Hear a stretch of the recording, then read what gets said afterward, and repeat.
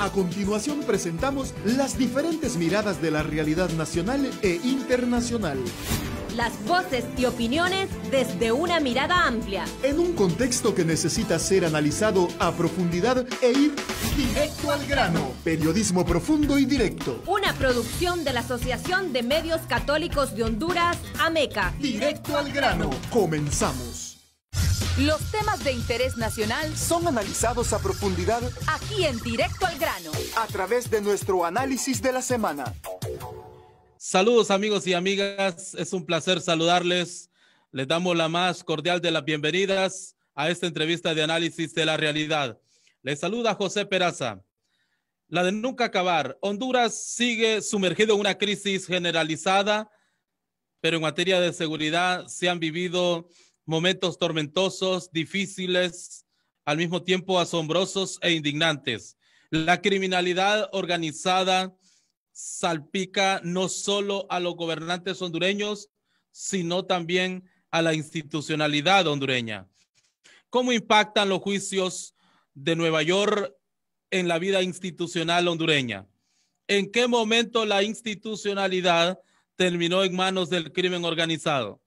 ¿Qué debe pasar para que el país pueda sacudirse este mal que atropella y empobrece al pueblo hondureño? Son solo algunas de las preguntas con las que hoy queremos reflexionar en esta entrevista de análisis de la realidad, y agradecemos la presencia hoy con nosotros del abogado Ramón Enrique Barrios, analista hondureño, ex juez de sentencias. Gracias, abogado, por aceptar esta invitación. Bienvenido. Muy honrado con la invitación. Muchas gracias. ¿Qué expresan los juicios de Nueva York? Bueno, primero hay que decir que este último, el de Giovanni Fuentes, digamos, es el más importante de todos, porque los anteriores juicios, si bien se había mencionado al presidente Hernández y a alguno de sus cercanos colaboradores, en realidad lo más importante aquí es que la Fiscalía del Condado Sur de los Estados Unidos nunca, en los juicios anteriores, lo había, digamos, tildado directamente de co-conspirador. Normalmente en los juicios anteriores eran los testimonios de los terceros o los testimonios referenciales, y la Fiscalía no se apropiaba en ningún momento de ese discurso de acusar directamente al presidente Hernández. Hay que ponerle mucho cuidado a este último juicio de Giovanni Fuentes, porque es por primera vez, sobre todo cuando presentó cargos el fiscal y cuando cerró sus alegatos en sus conclusiones finales, donde directamente, digamos, sin ambajes, la Fiscalía del Condado Sur tildó directamente al presidente Juan Orlando Hernández de ser co-conspirador de Giovanni Fuentes y de otros narcotraficantes de exportar cocaína hacia los Estados Unidos. Esta es la importancia de este juicio recién que acaba de finalizar. ¿Y esto para la justicia hondureña qué significa? Bueno, en realidad no ha significado absolutamente nada para la justicia hondureña, sobre todo para el Ministerio Público, que es el órgano encargado o que tendría que haber mínimamente abierto un expediente investigativo. Desafortunadamente tenemos un fiscal y una fiscalía que ha hecho oídos sordos, digamos, se ha hecho el desentendido, porque una fiscalía seria, no solamente con este último juicio, sino desde la primera vez que se mencionó al presidente Hernández o algún otro funcionario público de Honduras de alta jerarquía, debió haberse personado ante su similar fiscal del Condado Sur a indagar, a preguntar, a abrir un expediente investigativo para comenzar diligencias investigativas aquí en Honduras con miras a presentar eventualmente un requerimiento fiscal. Y aquí uno se pregunta, ¿y por qué el fiscal ha guardado silencio?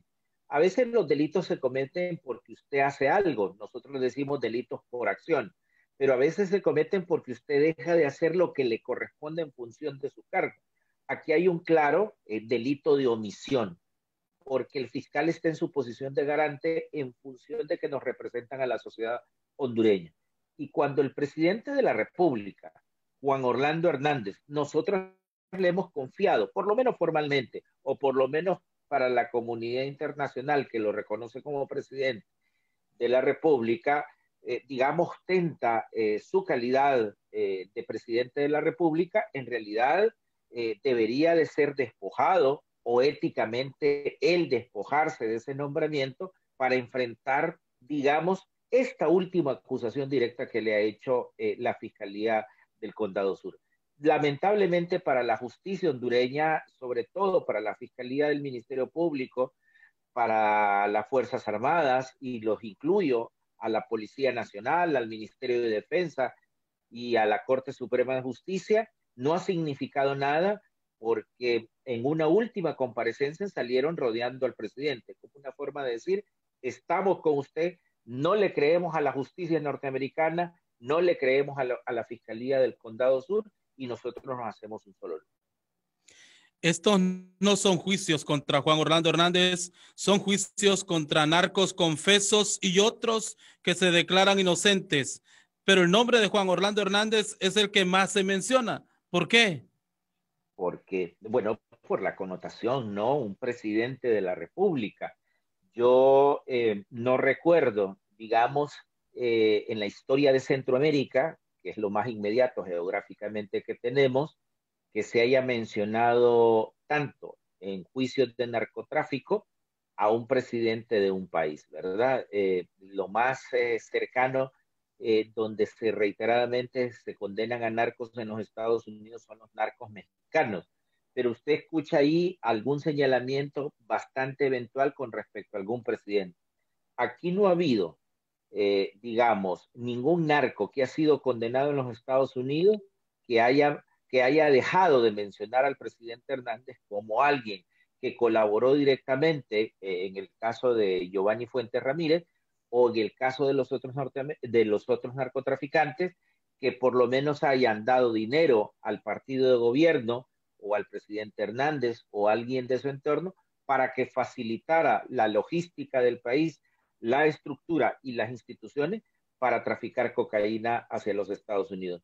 Por eso es reiterativo el nombre de Juan Orlando Hernández y por eso la Fiscalía, mínimamente en Honduras, una fiscalía seria, debería en estos momentos tener un expediente abierto, investigativo, llamar al presidente Hernández que declarara qué sabe sobre los hechos, por lo menos formalmente. Es decir, uno quisiera ver al fiscal en una conferencia de prensa diciendo, he citado al presidente Hernández para que me dé su versión de los hechos, cómo es que él sale reiteradamente en los juicios de Nueva York. Uno quisiera ver a un fiscal haciendo mínimamente esa labor de investigación. Cada vez que se le menciona a Juan Orlando Hernández en estos juicios, bueno, a través de comunicados de Casa Presidencial o Twitter, desde su Twitter personal, argumenta que en su defensa que no hay que creerle a narcotraficantes confesos, que lo hacen por venganza porque se sintieron perseguidos aquí en Honduras. ¿Qué debería hacer Juan Orlando Hernández ante estos señalamientos que se le hacen en estas cortes de Nueva York? Si eso fuese verdad, si lo que él establece fuese verdad, entonces estuvieran todos estos narcotraficantes presos, condenados y purgando sus condenas en Honduras. Aquí hay una verdad evidente. Ninguno de estos narcotraficantes tenía expedientes investigativos por parte de la Fiscalía, por un lado, ¿no? Esto hay que entenderlo así. Y luego la mayoría de ellos fueron entregados o se entregaron personalmente a los Estados Unidos o fueron entregados por Honduras a solicitud de un pedido de extradición.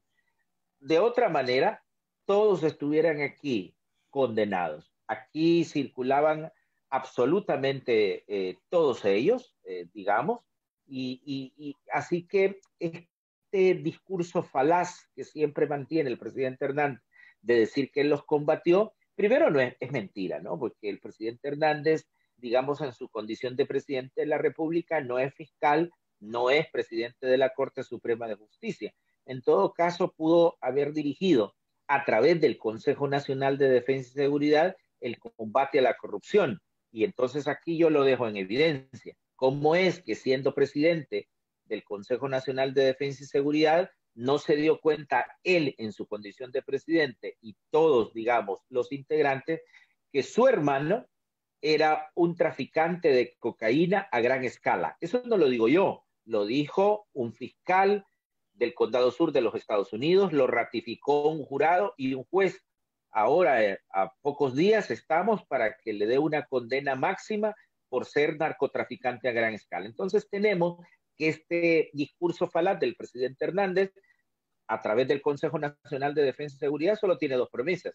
O el Consejo Nacional de Defensa y Seguridad es un organismo incapaz que no pudieron darse cuenta que tenían así en el círculo más cercano del presidente al narcotraficante mayor a gran escala de Honduras hacia los Estados Unidos, o la otra premisa es que sí lo sabían y decidieron hacer oídos sordos y ciegos y ser, digamos, cómplices por omisión de lo que estaba pasando con el hermano del presidente. ¿Qué expresa, abogado, el hecho de que también estén expresidentes mencionados? Porfirio Lobo Sosa, Manuel Zelaya Rosales. Expresa que la institucionalidad del país, expresa que el órgano encargado de perseguir el delito no ha hecho su función. El Ministerio Público es un organismo, a pesar de que tiene rango constitucional, porque está establecido en la Constitución de la República, expresa lo que ha hecho el Congreso. Acuérdese que siempre los fiscales han sido electos en el Congreso Nacional de la República.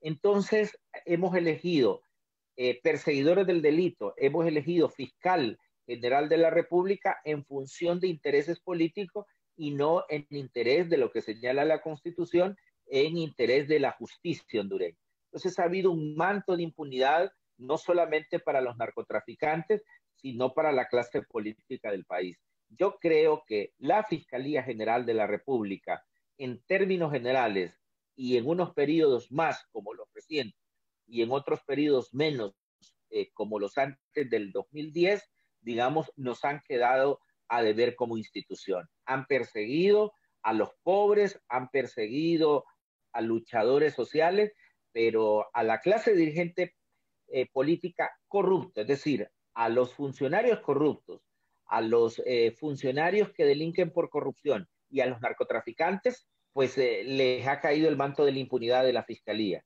¿Cómo ejemplifico esto? Dígame cuántos narcotraficantes de gran calado tenemos presos en Honduras, dígame cuántos políticos de gran calado por corrupción tenemos presos en Honduras.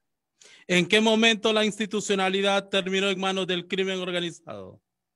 Bueno, más o menos históricamente, a comienzos del año 2000 comienza el auge del narcotráfico, el auge a penetrar del dinero del narcotráfico en las campañas políticas, en políticos particulares. Pero creo que a partir del año 2010, después del golpe de Estado con el presidente Pepe Lobo, digamos, se abrió completamente la pesa, para utilizar un término común, ¿verdad? Y el dinero del narcotráfico no solamente financió las campañas políticas, en este caso del partido que ha estado 10 años en el poder, sino que financió políticos particulares, financió, digamos, en la Policía Nacional comisarios, y hubo venta de plazas, ¿verdad? Es decir, ventas de plazas importantes que fueron compradas por narcotraficantes, y esto le dio, digamos, la oportunidad de poner a sus cuadros en determinados territorios donde pasaba la droga. Así que el dinero del narcotráfico comenzó con esta expansión que la conocemos a partir del año 2010, y bueno, 10 años después estamos viendo que estamos siendo catalogados casi como un narcoestado, un presidente señalado en un juicio o en varios juicios en Nueva York, una fiscalía totalmente inoperante, un Estado hondureño degradado casi a los niveles, digamos, en donde el poder del dinero del narcotráfico y de la corrupción lo tienen cooptado y totalmente deslegitimado el presidente de la República. Usted fue funcionario del Poder Judicial, juez de sentencias. ¿En algún momento intentaron comprarlo?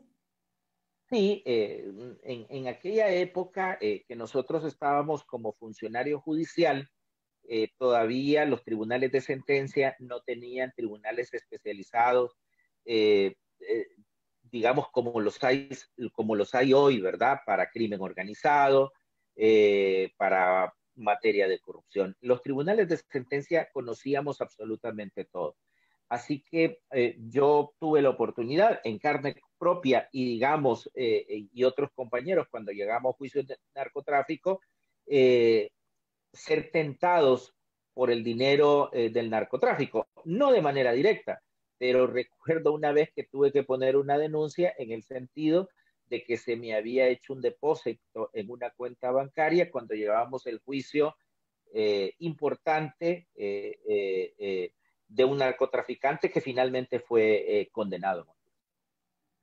¿Qué hizo? Bueno, pusimos la denuncia, ¿verdad?, en el Poder Judicial, se retiró el dinero y allí quedó todo, ¿no?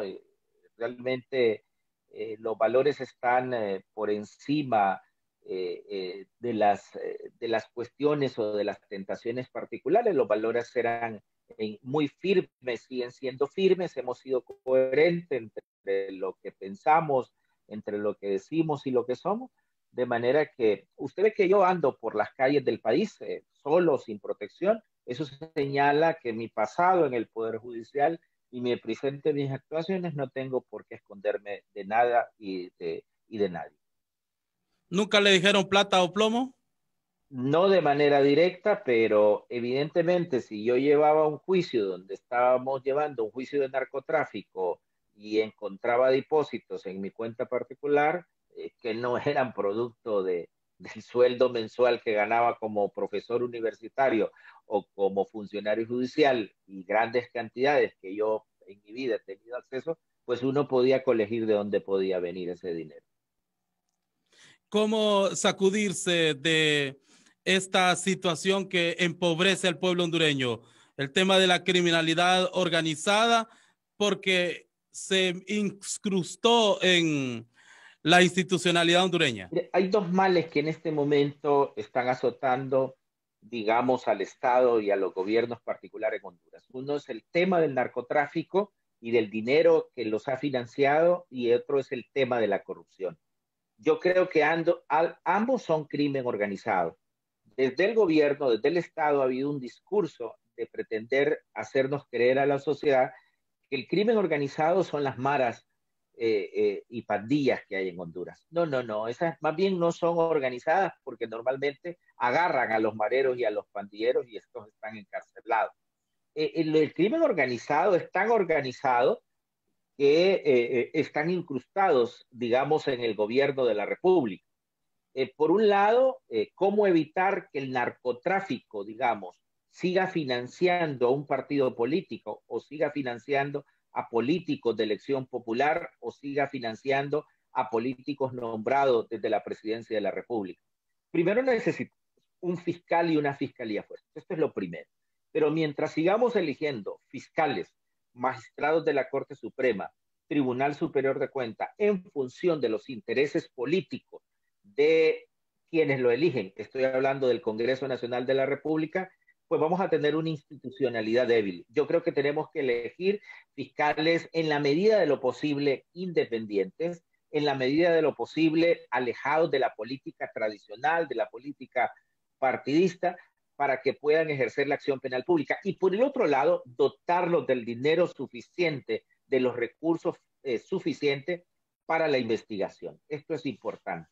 Y una Corte Suprema de Justicia totalmente independiente, un Tribunal Superior de Cuentas que haga auditoría a los funcionarios del país de manera eficiente.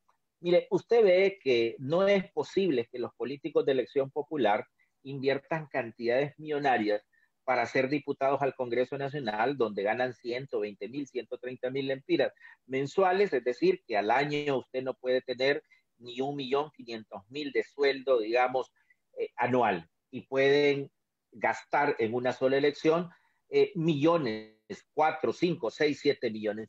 Esto le está diciendo que hay por ahí dinero que no se sabe cuál es la procedencia, con fines que no son lícitos. Así que me parece que lo importante, digamos, es dotar a la institucionalidad, a los órganos de justicia, de independencia y los recursos necesarios, y elegir a las personas independientes para que de alguna manera comencemos el combate a la criminalidad. Termino con esto.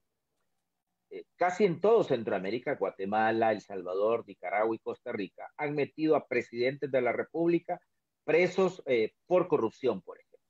Solo Honduras no tiene ningún expresidente de la República en la cárcel producto de la corrupción.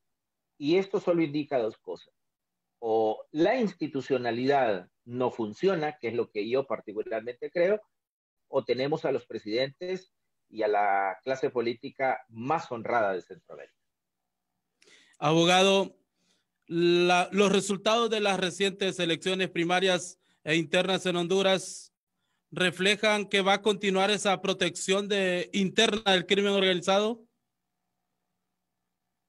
Mire, yo quisiera creer que el pueblo hondureño todavía tiene esperanzas, y yo creo que esa población que yo felicito, que fue a depositar su voto, cree que el voto va a servir para elegir a los mejores funcionarios del país para que los representen con ese mandato de soberanía que se le da a cada uno de ellos.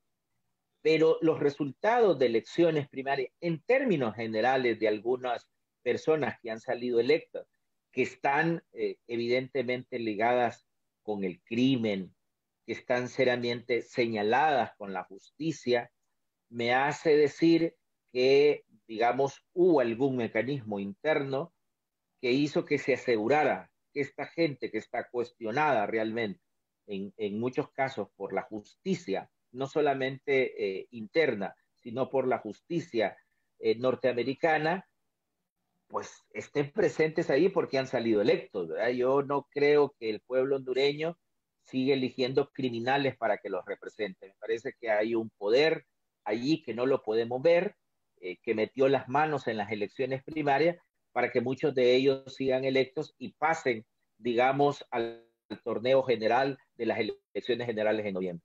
Así que me parece que si las elecciones y las democracias sirven para elegir a los mejores, a los más honestos, buena parte no se logró con estas elecciones primarias porque han pasado evidentemente, ni son los mejores, ni los más electos, ni los más honestos para que nos representen en noviembre.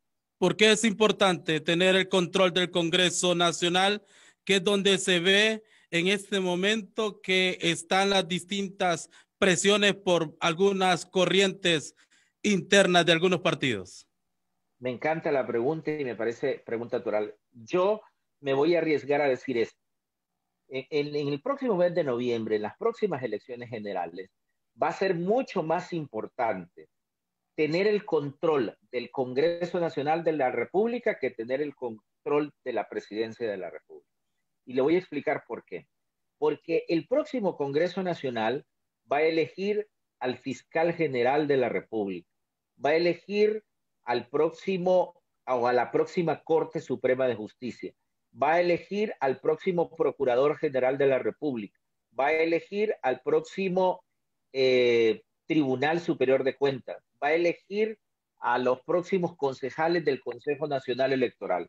Digamos, la institucionalidad más importante de este país va a ser electa del Congreso Nacional. Y quien tenga digamos, el control del Congreso Nacional va a ser capaz, entre otras cosas, de elegir al fiscal general que pueda acusar a los criminales, por ejemplo. Va a poder elegir a los magistrados de la Corte Suprema de Justicia que los va a juzgar. Va a elegir, digamos, y va a tener el control de poder hacer reformas a la Constitución y revertir, por ejemplo, la institución de la extradición. Esto parece menor, pero quien tenga el control va a poder revertir una cuestión como esa. Va a tener el control de llevar a juicios políticos a presidentes o a funcionarios importantes de este país. Así que yo me atrevo, y por eso ve usted, por ejemplo, cómo en el partido de gobierno solo en la capital de la República, una sola facción del Partido Nacional metió en batería, ganó absolutamente todas las diputaciones de un departamento tan importante como Francisco Morazán. Y esa facción del Partido Nacional, el partido de gobierno, el partido del presidente de la República, el partido de Juan Orlando Hernández, tiene el control del Partido Nacional en este momento en los diputados al Congreso Nacional. Quiere decir que en el mes de noviembre la mayoría de diputados al Congreso Nacional del partido de gobierno van a ser de la facción del presidente Hernández. Eso significa que el presidente Hernández y el Partido Nacional, que sacaron una cantidad de votos, legítimos o ilegítimos, pero finalmente contados por el Consejo Nacional Electoral, van a ser actores importantes del próximo Congreso Nacional de la República, digamos, con amenaza de retenerlo o de tener una representación importante que los haga tomar decisiones de quiénes van a ser la próxima institucionalidad importante de este país. ¿Qué nos espera en los próximos meses antes de las elecciones de noviembre? Miren, y como el tema inicial eran los juicios, aquí hay que entender, y yo siempre he dicho, que hay que entender a los Estados Unidos. En los Estados Unidos hay una cuestión que yo envidio mucho y que es la separación de los poderes. Contra el presidente Hernández, entonces vamos a ver cómo los tres poderes en los Estados Unidos van a presionar. Un primer poder es el poder del Departamento de Estado a través del Poder Ejecutivo, que lo preside el presidente Biden, ¿verdad? Y el Departamento de Estado. Otro poder es el poder del Congreso de los Estados Unidos, de la Cámara Baja y de la Cámara Alta, y vea usted cómo este poder del Estado ha introducido una iniciativa de ley que lleva como propósito presionar a los presidentes del Triángulo Norte, pero sobre todo al presidente Hernández, para que sea sancionado por su vinculación con el narcotráfico y la corrupción. Y ya la próxima semana, parte de esta iniciativa es a dar a conocer una lista de funcionarios, de empresarios, de políticos corruptos en el país, para que sean primeramente quitada su visa norteamericana a él y sus familiares como una manera de presión. Y el tercer grado de presión lo es el sistema de justicia norteamericano. Estoy hablando de la DEA, de la Fiscalía y del sistema de justicia. Creo que el que hasta ahora ha estado presionando más es este primero que yo digo, el sistema de justicia. La Fiscalía, con una clara alusión al presidente Hernández como conspirador, el sistema de justicia con condenas claras como al hermano del presidente, y la DEA haciendo capturas de los narcotraficantes. Vamos a esperar cómo el Congreso comienza, digamos, con estas iniciativas a hacer presión sobre el presidente Hernández.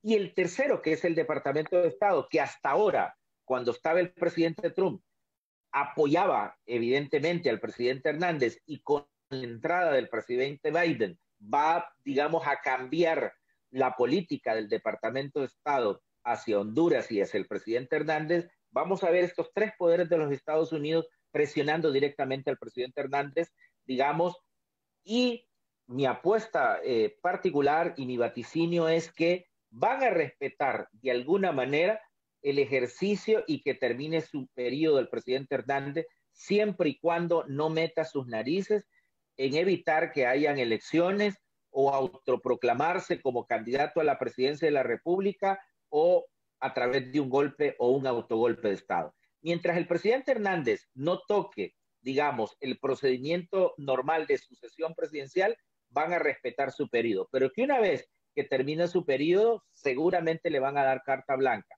al sistema de justicia norteamericano para pedir su extradición y ser procesado por las acusaciones graves que tienen los Estados Unidos.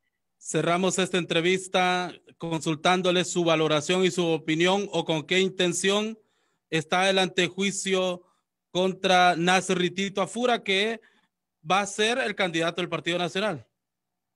Mire, yo tengo una doble cara sobre este juicio. Primero, digamos, la buena voluntad y digamos, la objetividad y el profesionalismo en la personificación del fiscal Santos. A mí me parece que el fiscal Santos es de las personas y de los fiscales y de los funcionarios del Ministerio Público más rescatables e independientes que hay. Luis Javier Santos, director de UFERCO. Luis Javier Santos, director de UFERCO, exacto. Pero si usted ve, la acusación se había hecho meses atrás. El sistema de justicia, donde Luis Javier Santos ya no tiene influencias, estoy hablando del Poder Judicial, digamos, atrasó la decisión que se había presentado meses atrás de esta acusación, y coincidentemente, hasta ahora que Tito Asfura es candidato presidencial de la República, digamos, le dan carta blanca primero para que sea acusado formalmente ya después del antejuicio. Y luego ahora, hace 24, 48 horas, el juzgado de privación de dominio ha asegurado los bienes. Digamos que hay una presión en la persona de Tito Asfura. Esto lo hace ser, aunque ha sido el candidato más votado en las elecciones internas del Partido Nacional, lo hace bastante vulnerable en términos de los meses que quedan para las elecciones generales.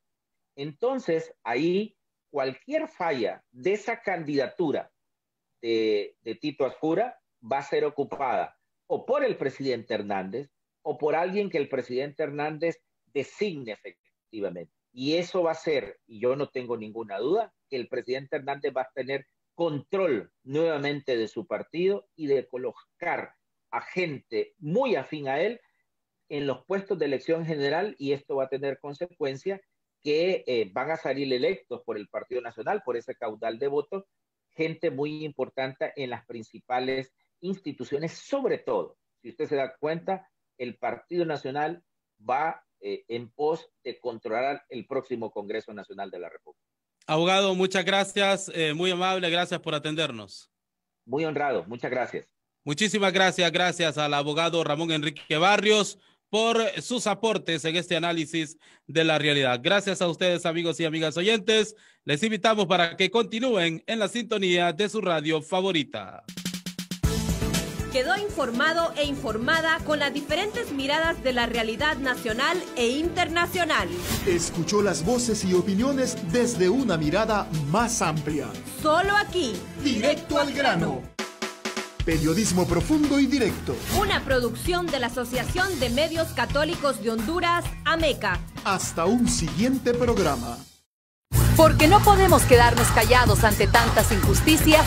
En Directo al Grano iluminamos la realidad nacional a la luz del Evangelio.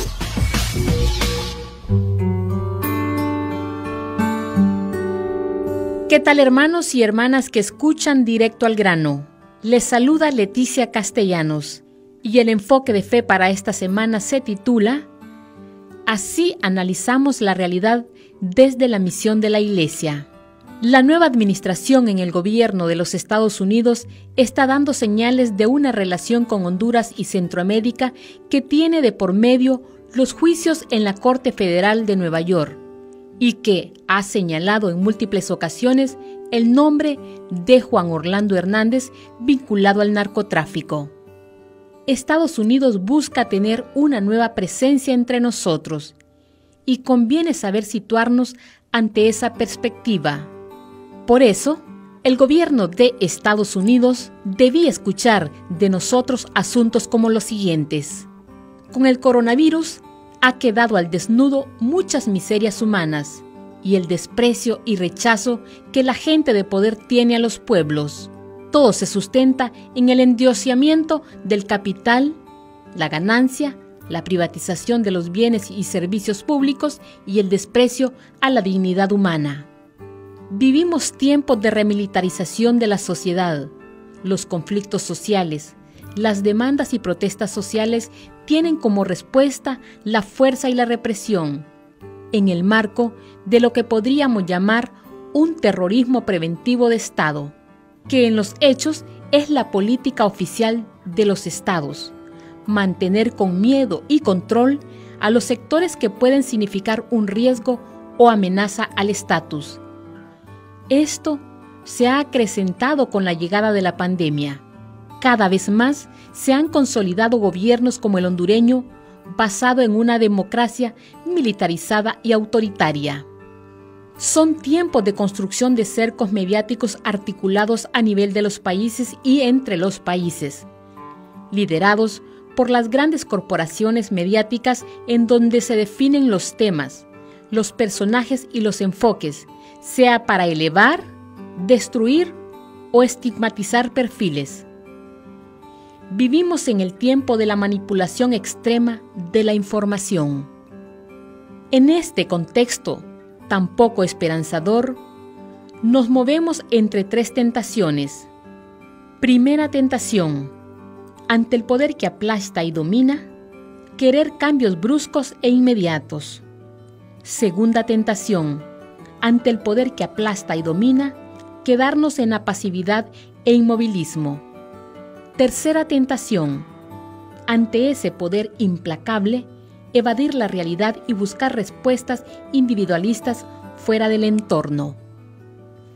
Desde nuestra Centroamérica, el futuro resulta especialmente incierto, a partir de un presente en ebullición que es conducido no tanto por liderazgos tradicionales, sino por las decisiones desesperadas que toman las poblaciones marginalizadas, como ocurre con las caravanas y las pandillas juveniles. Centroamérica sigue siendo una de las regiones más desiguales del mundo, con diferencias escandalosas en los ingresos y oportunidades. Tan solo recordemos que en Honduras 5 personas atesoran una fortuna que es igual o superior al salario mínimo anual de 2 millones de hondureños. Y somos el país más desigual del planeta después de Sudáfrica y Haití.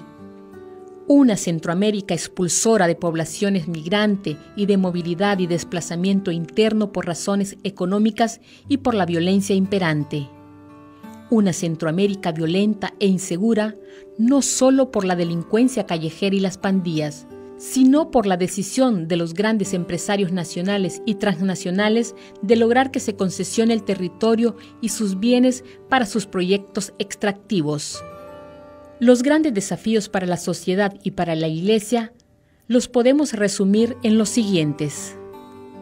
1. Encender luces desde la marginalidad, porque el brío del capital conduce irremediablemente a la destrucción, al desastre. 2. Una mística que configure y dé sentido a lo que somos y hacemos, desde la gratuidad y el voluntariado que sustenten el valor de la lucha. 3. Reinventar el imaginario de la organización popular y social desde el respeto a todas las diversidades, así como reinventar la opción por los pobres desde la política y la ética, desde la ciencia y la fe, desde el poder entendido como la capacidad para producir cambios significativos sobre la vida de las personas y del entorno social. 4. Alimentarnos de la generosidad y bondad espontánea y vital de la gente que vive y resiste desde la marginalidad. Esa es luz que no parece existir porque está opacada, pero es una luz que no se apaga. A pesar de la corrupción de los que gobiernan y la criminalidad organizada, la mayoría de la gente que habita en la marginalidad de la sociedad pasa haciendo el bien. Ese heroísmo cotidiano es una reserva espiritual, mística y ética que ha de alimentar la evangelización y las luchas sociales populares. 5. No tener miedo a las luchas sociales y vencer el miedo a los riesgos. La Iglesia debía perder el miedo a la calle, al barrio y a la juventud marginalizada, porque esas realidades son un lugar especialmente privilegiado para repensar y actualizar la identidad de la misión evangelizadora de la Iglesia. 6. Está el gran desafío que nos presenta la despolitización actual de gran parte de la sociedad. A la Iglesia se le presenta la necesidad de redefinir hoy la relación de la fe con la política y el poder, la relación con los movimientos sociales y los partidos políticos. ¿Cuál ha de ser nuestro lugar privilegiado dentro de las luchas sociales y políticas? ¿Cuál ha de ser nuestro principal aporte en las luchas sociales y populares? ¿Cuáles son los canales actuales para nuestro compromiso político? 7. Y luego tenemos el desafío de ser iglesia sencilla. Necesitamos formular, entender y construir hoy, en el siglo XXI, la manera más sencilla de ser iglesia, sin quedarnos viendo hacia arriba y sabiendo ser conciencia crítica y propositiva en una sociedad pluralista, violentada y compleja. ¿Qué rasgos ha de tener esta iglesia para saber situarse con sencillez, pero con firmeza, en el centro de las tormentas sociales, políticas y culturales de nuestro tiempo? Las radios católicas, unidas a través de una sola señal. En un solo programa. Directo al grano. Una producción de Radio Progreso para la Asociación de Medios Católicos de Honduras, AMECA. Directo al grano. Una producción de Radio Progreso Para la Asociación de Medios Católicos de Honduras, AMECA. con opiniones, análisis, noticias, humor crítico. Y una mirada de la realidad a la luz del Evangelio. Directo al grano. Todos los viernes de 12 a 1:30 de la tarde. Y en repetición los domingos a las 7 de la mañana. Muchas gracias, hermanos y hermanas, por habernos acompañado en esta emisión más de Directo al Grano.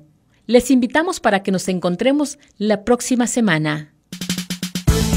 Quedó informado e informada con las diferentes miradas de la realidad nacional e internacional. Escuchó las voces y opiniones desde una mirada más amplia. Solo aquí, Directo al grano. Periodismo profundo y directo. una producción de la Asociación de Medios Católicos de Honduras, AMECA. Hasta un siguiente programa.